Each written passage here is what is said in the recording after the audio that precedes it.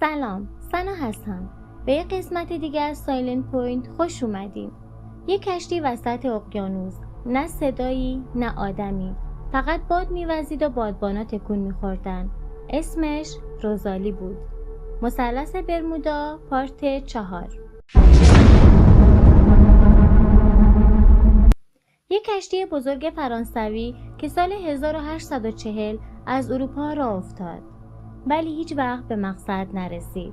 چند روز بعدش یک کشتی دیگه روزالی رو از دور دید. وقتی ناخدا با دقت بهش نگاه کرد، خودش بود. ولی وقتی رسیدن بهش، هیچ کس اونجا نبود. نه ناخدا، نه ملوان، نه حتی یه مسافر. غذاها هنوز تازه بودن. سندا و نقشه ها روی میز پخش بودن. شمع هنوز روشن بود. اما انگار کل خدمه از روی زمین محو شده بودن.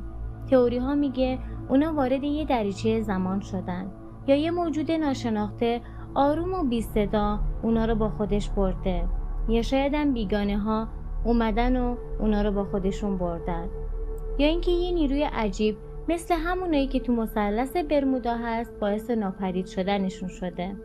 کشتی روزالی هنوزم یکی از مرموزترین پرونده های تاریخ دریانوردیه و هیچ کس هیچ وقت نفهمید اون آدما چی شدن. مرسی که تا اینجا ویدیو همراه هم بودی. لایک و کامنت یادت نره و منو دنبال کن.